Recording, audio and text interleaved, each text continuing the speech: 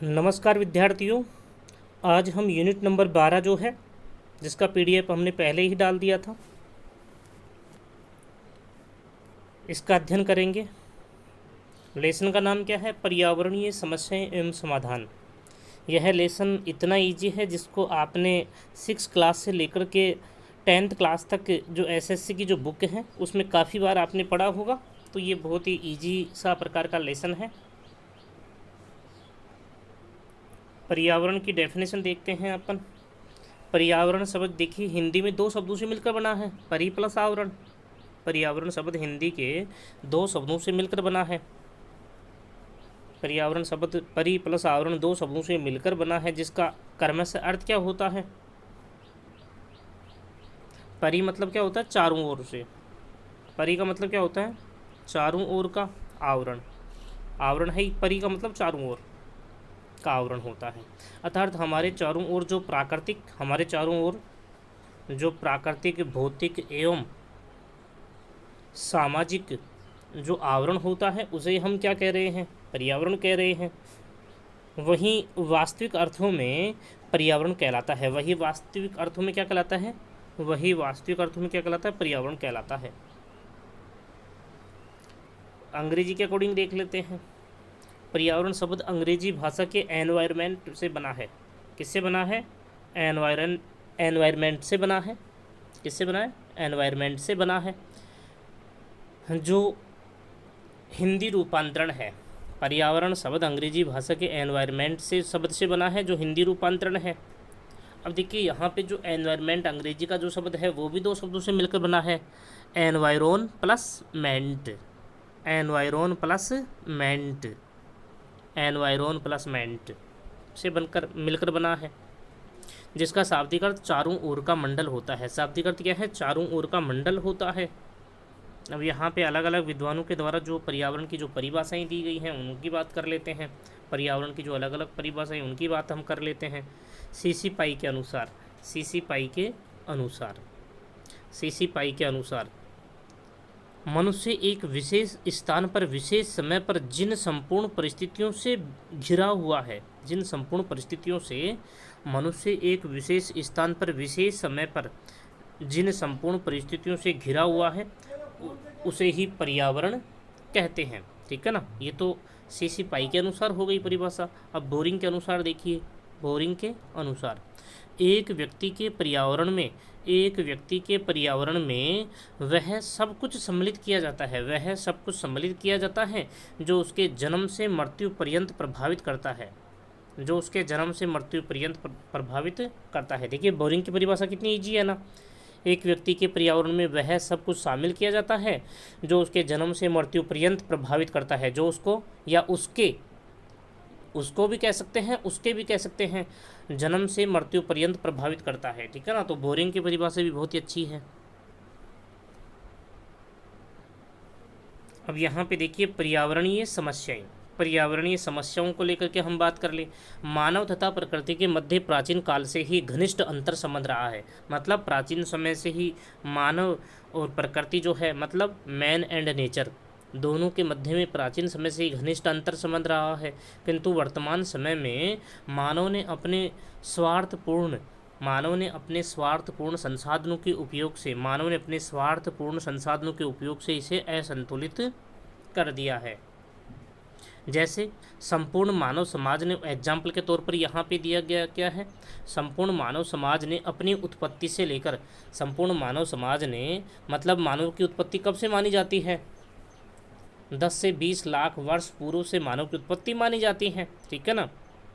संपूर्ण मानव समाज ने अपनी उत्पत्ति से लेकर 1950 तक, कब तक? उत्पत्ति से लेकर के 1950 तक जितना प्रकृति का उपयोग किया है उतना तो अकेले किसने? संयुक्त राज्य अमेरिका ने 1950 से 2000 के मध्य में ही 50 वर्षों में ही कर लिया है। 1950 से 2000 के मध्य में कितना समय हो गया? 50 वर्षों का। ठीक है ना? तो कर लिया है अकेले अमेरिका ने ही। अतः मानव तथा प्रकृति के मध्य असंतुलन बढ़ने से, क्या बढ़ने से? मानव और प्रकृति के, मैन एंड नेचर के मध्य में क्या हो गया? असंतुलन उत्पन्न हो गया। तो असंतुलन बढ़ने से प्राकृतिक प्रकोप प्राकृतिक, एक तो प्राकृतिक जो प्रकोप मतलब प्राकृतिक जो आपदाएं हैं उनकी संख्या बड़ी है। भूकंप जैसे प्राकृतिक आपदाएं, जैसे भूकंप है, प्राकृतिक आपदाएं बोल दीजिए, प्रकोप बोल दीजिए, भूकंप हो गया, ज्वालामुखी हो गया, ठीक है ना। अतिवृष्टि मतलब बाढ़ की स्थिति, अतिवृष्टि का मतलब क्या होता है, बाढ़ की स्थिति होना। अनावृष्टि मतलब सूखा, अनावृष्टि का मतलब क्या होता है, सूखा पड़ना, है ना। आदि, ये यहाँ पे अलग से सूखा भी लिखा हुआ है, सूखा आदि आपदाएं बढ़ रही हैं, ठीक है ना। उपरोक्त आपदाओं के कारण भोजन श्रृंखला पर, भोजन श्रृंखला जो होती है, खाद्य जो श्रृंखला होती है, खाद्य जो चैन होती है, फूड चैन, खाद्य श्रृंखला मतलब फूड चैन, फूड चैन प्रभावित होती है। बढ़ता दबाव, मौसमी परिवर्तन, मौसमी परिवर्तन भी दिखाई दे रहे हैं, मौसमी परिवर्तन, फसल चक्कर में परिवर्तन, फसल चक्कर में परिवर्तन, अम्लीय वर्षा, अम्लीय वर्षा का होना, ग्रीन हाउस प्रभाव, हरित गृह प्रभाव, ग्रीन हाउस प्रभाव क्या कहते हैं, हरित गृह प्रभाव कहते हैं। ओजोन परत क्षरण, ओजोन में छेद होना, बंजर भूमि प्रदूषण, बंजर भूमि प्रदूषण तथा मरुस्थलीकरण, जैसे मरुस्थलीकरण मतलब मरुस्थल का विस्तार होना, डेजर्टिफिकेशन, मरुस्थलीकरण को क्या कहते हैं, डेजर्टिफिकेशन, मरुस्थलीकरण का विस्तार होना, जैसी अनेक पर्यावरणीय समस्याएं वैश्विक स्तर पर, वैश्विक मतलब विश्व स्तर पर चरम समस्याओं के रूप में उभर कर सामने आई हैं, मुख्य समस्याओं के रूप में उभर कर के सामने आई हैं। पर्यावरण प्रदूषण का अर्थ व परिभाषा, देखिए पर्यावरण प्रदूषण का अर्थ व परिभाषा, यहाँ पे ये कॉमन सा क्वेश्चन आपको ध्यान करना है। पर्यावरण प्रदूषण का अर्थ व परिभाषा। प्रदूषण शब्द अंग्रेजी भाषा के पॉल्यूशन शब्द से बना है, प्रदूषण शब्द अंग्रेजी भाषा के पॉल्यूशन शब्द से बना है, POLLUTION, पॉल्यूशन शब्द का हिंदी रूपांतरण है, जो लैटिन भाषा के पोल्यूट्यूज, जो लैटिन भाषा के पोल्यूट्यूज शब्द से बना है, POLLUTUS, पोल्यूट्यूज शब्द से बना है, जिसका शाब्दिक अर्थ दूषित करना है, जिसका शाब्दिक अर्थ क्या है, दूषित करना है।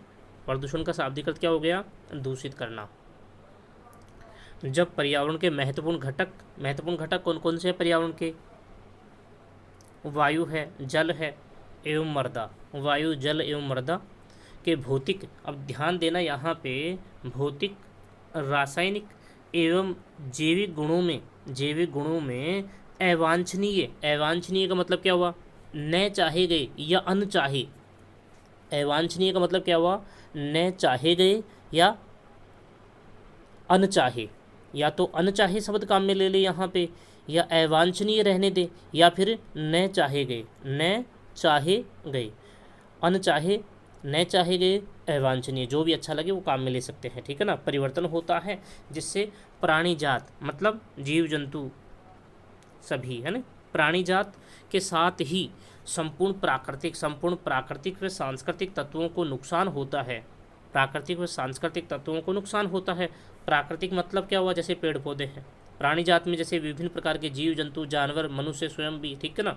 जबकि प्राकृतिक में पेड़ पौधे, वनस्पति, चारागाह वगैरह सब उसमें प्राकृतिक में आ जाएंगे। और सांस्कृतिक तत्वों में जैसे आपको पता है अम्लीय वर्षा से आपका जो ताजमहल बना हुआ है आगरा में, उत्तर प्रदेश में, तो ताजमहल जो है, ताजमहल की जो चमक है वो धीरे धीरे कम हो रही है ना, किससे, अम्लीय वर्षा और अन्य प्रकार के जो प्राकृतिक जो परिवर्तन हैं उनसे, ठीक है ना। तो नुकसान होता है, उसे ही पर्यावरण प्रदूषण कहते हैं। ये परिभाषा किसने दी है, E.P. ओडम ने। किसने दी है, E.P. ओडम ने। ये परिभाषा E.P. ओडम ने दी है। विद्वान का नाम क्या है, E.P. ओडम।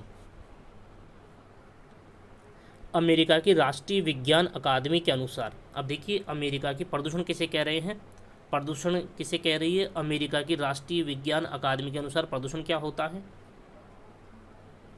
जब, यहाँ पे ये जब लिखा हुआ है, जब वायु जल तथा पृथ्वी के भौतिक, रासायनिक एवं जैविक गुणों में अवांछनीय परिवर्तन जिससे मनुष्य अवांछनीय परिवर्तन होता है, यहाँ पे होता है शब्द लास्ट में लगा हुआ है तो यहाँ पे लिखने की ज़रूरत नहीं है। अवांछनीय परिवर्तन जिससे भौतिक, रासायनिक एवं जैविक गुणों में अवांछनीय परिवर्तन जिससे मनुष्य, अन्य जीवों एवं प्राकृतिक संसाधनों की क्षति होती है। प्राकृतिक संसाधनों क्या होती है? क्षति, मतलब उनकी हानि होती है, उनका क्षीण होता है, ठीक है ना। उसे ही हम क्या कहते हैं? प्रदूषण कहते हैं। किसके अनुसार? अमेरिका की राष्ट्रीय विज्ञान अकादमी के अनुसार। मतलब मैं आपको यहाँ पे ये बताना चाह रहा हूँ कि वायु प्रदूषण की भी डेफिनेशन वही होगी, जल प्रदूषण की भी डेफिनेशन वही होगी, है ना। वायु प्रदूषण है, जल प्रदूषण है, ध्वनि प्रदूषण है, ठीक है ना। हालांकि ध्वनि प्रदूषण में हम अलग प्रकार की डेफिनेशन निकालते हैं, ठीक है ना। लेकिन हम अगर ध्वनि प्रदूषण को हटा दें और उसके बाद में अगर हम वायु प्रदूषण, जल प्रदूषण और आपका जो मृदा प्रदूषण है, मिट्टी, मृदा, है ना, तो इन तीनों के ऊपर अगर डेफिनेशन को लागू करना हो तो क्या करना पड़ेगा? जैसे मान लीजिए वायु प्रदूषण की डेफिनेशन क्या होगी? वायु के भौतिक, रासायनिक एवं जैविक वायु के भौतिक, रासायनिक एवं जैविक गुणों में अवांछनीय परिवर्तन को ही हम क्या कहेंगे? वायु प्रदूषण कहेंगे, ठीक है ना। तो इस प्रकार से हम डेफिनेशन इनसे ही बना लेते हैं।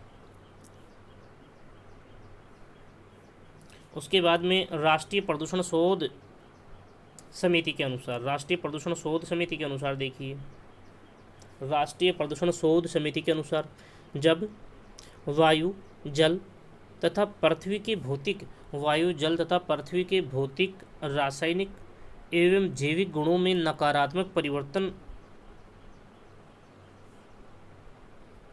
तथा जैविक गुणों में नकारात्मक परिवर्तन को क्या कहते हैं? प्रदूषण कहते हैं, ठीक है ना। ये फिर परिभाषा हो गई। अभी हमने किसकी परिभाषा देखी? प्रदूषण की परिभाषा देखी ना। अब यहाँ पे है ये प्रदूषक। प्रदूषण अलग चीज़ होती है और प्रदूषक अलग होता है, ठीक है ना। वे तत्व जो प्रदूषण फैलाने का काम करते हैं, वे तत्व या वे स्रोत जो प्रदूषण फैलाने का काम करते हैं, उन्हें हम क्या कहते हैं? प्रदूषक कहते हैं। देखिए इसकी डेफिनेशन देख लेते हैं। ऐसे अवांछनीय, अवांछनीय का मतलब क्या होता है? ये प्रिय शब्द है इसलिए इसको बार बार काम में लिया जा रहा है। अवांछनीय का मतलब होता है न चाहे गए, अनचाहे, अनचाहे, जिनको चाहा नहीं गया है, अनचाहे, न चाहे गए, न चाहे गए या अवांछनीय पदार्थ जो पर्यावरण के किसी भी मूल तत्वों में, पर्यावरण के किसी भी मूल तत्वों में, अब मूल तत्व कौन कौन से? जैसे यहाँ पे हम 4 प्रदूषणों के बारे में पढ़ेंगे, वायु है, जल है, ध्वनि है, मृदा है। मूल तत्वों में अपनी उपस्थिति से ऐसे जो प्रदूषक, जो कारक हैं, वो पर्यावरण के किसी भी मूल तत्वों में अपनी उपस्थिति से उसे परिवर्तित कर देते हैं, उसे परिवर्तित कर देते हैं या फिर उसे प्रदूषित कर देते हैं, उसे ही हम क्या कहते हैं? यह प्रदूषण फैलाते हैं, उसे ही हम क्या कहते हैं? प्रदूषक कहते हैं, ठीक है ना। अब यहाँ पे देखिए हम बात कर रहे हैं पर्यावरण प्रदूषण के प्रकारों की, पर्यावरण प्रदूषण के प्रकारों की बात कर रहे हैं, पर्यावरण प्रदूषण के प्रकारों की बात कर रहे हैं। यूएनओ मतलब संयुक्त राष्ट्र संघ ने, यूनियन नेशन ऑर्गेनाइजेशन, है ना, संयुक्त राष्ट्र संघ ने पर्यावरण में पाए जाने वाले महत्वपूर्ण घटकों के आधार पर पर्यावरण प्रदूषण को 4 भागों में बांटा है, जो निम्न प्रकार से हैं। वायु प्रदूषण है, जल प्रदूषण है, ध्वनि प्रदूषण है, मृदा को ही हम क्या कह रहे हैं? भूमि प्रदूषण कह रहे हैं ना। मतलब मृदा कह दीजिए, भूमि कह दीजिए, या सॉइल पोल्यूशन कह दीजिए, है ना। तो इन 4 प्रदूषणों के बारे में हम डिटेल से पढ़ेंगे। तो आज की क्लास में सिर्फ इतना ही लेंगे, अगली क्लास में हम इसका अगला जो पार्ट है वो लेंगे, ठीक है ना। आपसे फिर एक विनम्र रिक्वेस्ट के साथ में मैं आपको एक चीज़ बता दूं, जैसे आपके पास में वीडियो पहुंचता है, तो वीडियो पहुंचने के साथ में आपको ओके सर लिख कर के ज़रूर अवगत करवाना चाहिए। यह आपकी जिम्मेदारी बनती है, टीचर की जिम्मेदारी के साथ में आपकी भी जिम्मेदारी बनती है, ताकि टीचर को लगना चाहिए कि वास्तव में आप अवेयरनेस हो, सावधान हो, आप अच्छे से पढ़ रहे हैं, है ना। तो आप ओके सर लिख कर के ज़रूर अवगत करवाएं, ठीक है। आज के लिए इतना ही काफ़ी है।